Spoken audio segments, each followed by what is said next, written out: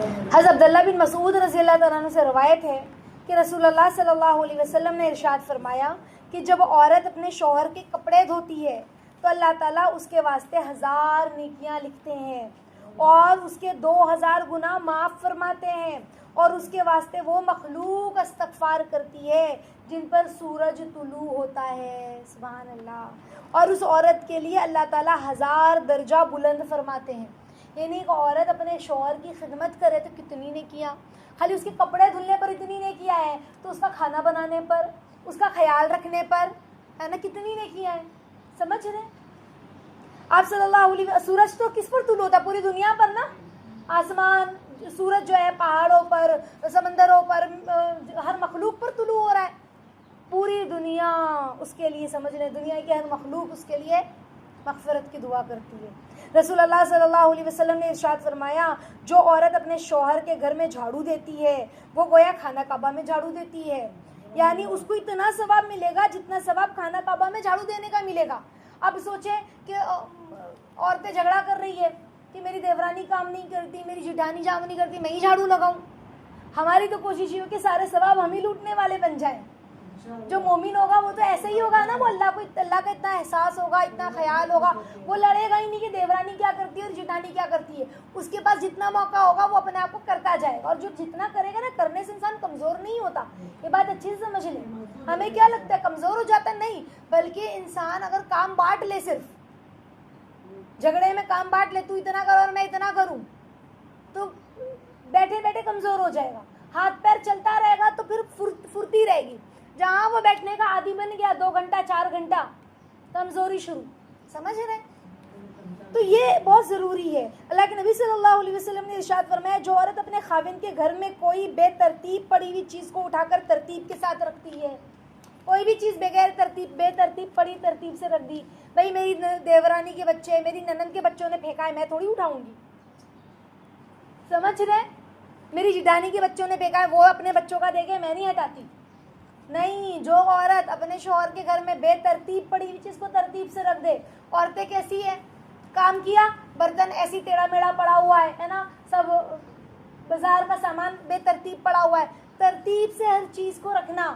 تو کہا بے ترتیب پڑی ہوئی چیز کو ترتیب کے ساتھ رکھتی ہے تو اللہ تعالیٰ ایک نیکی عطا فرماتے۔ سوچو شوہر کے گھر پہ کام کرنے پہ کتنا ثواب ہے۔ ہاں، وہ عورتیں جو کہتی ہیں نا ہمارے یہاں تو کام والی تھی، میں زیادہ کام نہیں کرتی تھی، تو پھر کوئی ملا کچھ ثواب؟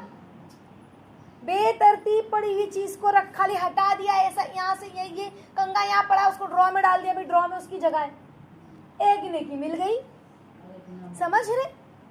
اور ایک گناہ معاف اللہ فرماتے ہیں اور جنت میں ایک درجہ بلند فرماتے ہیں، کتنی بڑی بات ہے، سمجھ رہے؟ تو گھریلو کام کاج پر بہت ثواب ہے۔ صبح حضرت ابوبکر صدیق رضی اللہ تعالیٰ عنہ کی بیٹی جو حضرت اسماء رضی اللہ تعالیٰ عنہ فرماتی ہیں کہ جب میری شادی حضرت زبیر رضی اللہ تعالیٰ عنہ سے ہوئی نا تو ان کے پاس نہ زمین و جائیداد تھی، نہ مال و دولت، نہ باندھی، نہ غلام، صرف ایک گھوڑا تھا، کچھ زیادہ نہیں تھا۔ آج عورتیں کیسی ہوتی ہے، شوہر کے پاس تھوڑا کم ہوا تو اس کا دل دکھنے لگتا ہے کہ میری بہن تو اتنا اچھا کھاتی ہے، کماتی ہے، اس کے شوہر تو یہاں گھمانے لے جاتے ہیں، وہاں گھمانے لے جاتے ہیں، وہ اپنا دل دکھانے لگتی ہے اور اب پھر شوہر سے دور ہونے لگتی ہے، شوہر کو کوسنے لگتی ہے، برا بھلا کہنے لگتی ہے کہ آپ بھی کماؤ نا، آپ بھی ایسے کرو نا، مجھ پر خرچ کرو، دیکھو سارے تو عورتیں مرد اپنے بیویوں پر خرچ کرتے ہیں، آپ بھی کما کے ہم پر کرو نا خرچ، ہمیں محتاجگی ہوتی ہے، ہمارے پاس اچھا فون نہیں ہے، ہمارے پاس فون ہی نہیں ہے، تو اس کے لیے تانے۔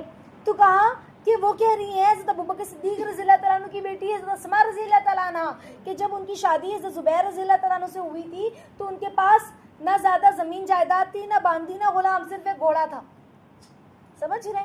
اور ایک اونٹ تھا جس کو وہ کہہ رہی کہ میں پانی پلاتی تھی، اس کا جسم ملتی تھی، یعنی اس کو دھلاتی تھی، نہلاتی تھی، اور اپنے شوہر کے متعلق ہر کام خدمت انجام دیتی تھی۔ پہلے زمانے میں تو چکی بھی اپنے ہاتھ سے پیسنی ہوتی تھی، ایسا نہیں تھا بھی آٹا والے کے دکان پہ آٹا رکھوا دیا، چکی پیسو، سمجھ رہے؟ جھاڑو لگائے تو پورا دھول ہو جاتا تھا، پھر زمین کو لیپنا ہوتا تھا پانی سے، سمجھ رہے؟ اتنا سارا کام ہوتا تھا۔ جیسے ہم اپنی زمین پہ پودا لگاتے ہیں ایسے اس کو لیپا جاتا ہے زمین کو، گیلے گوبر سے نہیں، مٹی سے ہی لیپتے تھے، سمجھ رہے؟ وہ تو نان مسلم ہوتے ہیں جو اس طرح کرتے ہیں، مٹی سے ہی اس کو پانی سے تھوڑا اس کو پوچھ دیتے ہیں تاکہ گھر جو ہے اچھا لگے، چمکے، سمجھ رہے؟ تو اپنے شوہر کی ہر خدمت وہ انجام دیتی تھی. اونٹ کے لیے کھجوروں کی گٹلیاں جو ہے وہ خود کوٹتی تھی. کھجور کی گٹلی کتنی موٹی ہوتی ہے, کوٹتی نہیں ہے جلدی, کتنی مشکل سے کوٹتی, جانتے ہیں آپ لوگ, اگر اس کو کوٹو نا تو کتنی اس سے کوٹتی ہے وہ. تو وہ خود کھجور کی گٹلیاں کوٹتی تھی, اسے کھلاتی تھی اونٹوں کو.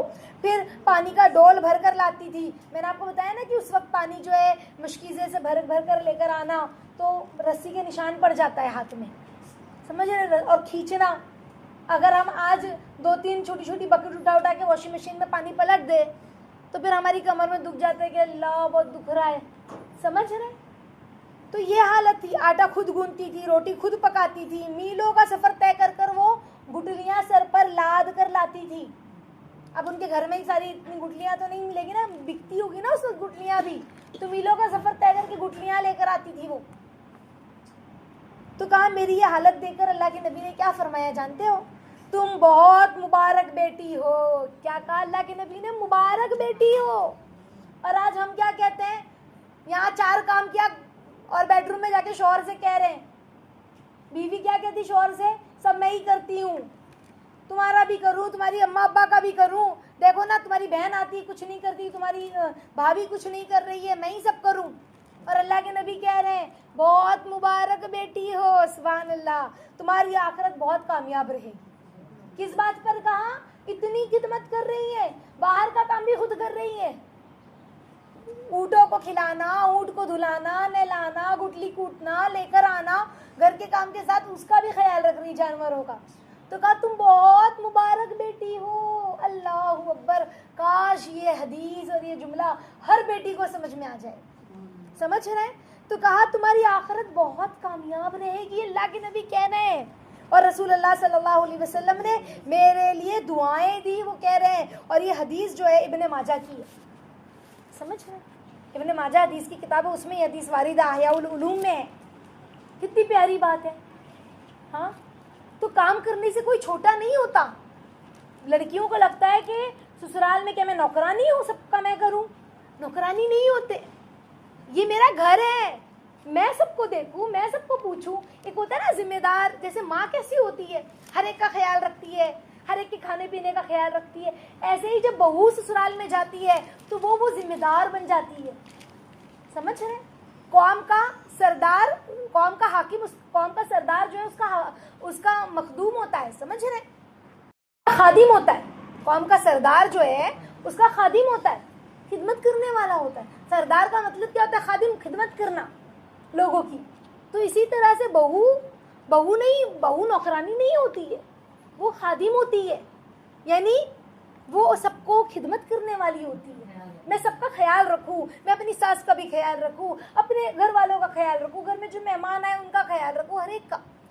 وہ منہ نہیں بناتی کہ آپ کے یہاں تو فلاں بھی آ رہا ہے, آپ کی خالہ بھی آتی ہے, آپ کی ممانی بھی آتی ہے, سب کو میرے کو دیکھنا ہوتا ہے, چائے بناؤ, یہ کروں, وہ کروں. میں نے تو ایک جگہ ایسا بھی دیکھا ہے کہ طلاق بس اس وجہ سے لڑکی نے مانگی ہے, کھلا, کہ مجھے بار بار چائے بنانا پڑتا ہے. وہ بھی کس کی؟ شوہر کی. یعنی آپ سوچیں کہ کیسی لڑکیوں کا مزاج ہی کس نے بنایا؟ ماں باپ نے. ماں باپ نے بچیوں کو گھسایا نہیں ہے, جس کی وجہ سے یہ معاملہ ہے. گھسنا ہوتا ہے نا, بچیوں کو اپنے گھسائیں.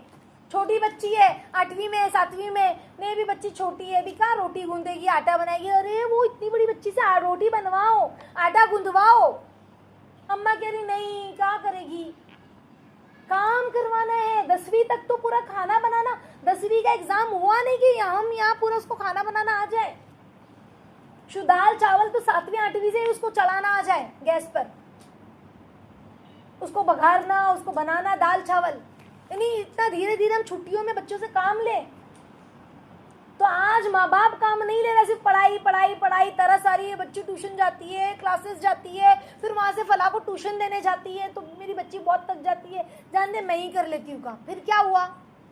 پھر ہوا یہ کہ سسرال میں جب بھاری پڑا تو پھر ماں باپ سپورٹ کے لیے کھڑے ہو گئے کہ لیکن اتنا بھی تھوڑی نہ ہونا چاہیے, لیکن ایسا تھوڑی نہ ہونا چاہیے, تم تھوڑی نوکرانی رکھ لو, تم تھوڑا وہ رکھ لو, تم تھوڑا یہ رکھ لو. بچی تھک جا رہی ہے, سمجھ رہے. تو بہت ضروری ہے اپنے شوہر کا کام اپنے ہاتھوں سے کرنا, اپنے گھر کا کام اپنے ہاتھوں سے کرنا, اپنے گھر کا خیال اپنے ہاتھوں سے رکھنا. اس بات پر اللہ کے نبی نے کہا بہت مبارک بیٹی ہے، نہیں جس کی تم بیٹی ہو بہت اچھی ہو، بہت مبارک بیٹی ہو، سمجھ رہے؟ اور تمہاری آخرت بہت کامیاب رہے گی۔ کہنے والا کون ہے؟ یہ دعا دینے والا، یہ بات بولنے والا نبی آخر الزماں صلی اللہ علیہ وسلم، انہوں نے اتنی بڑی بات کہی ہے۔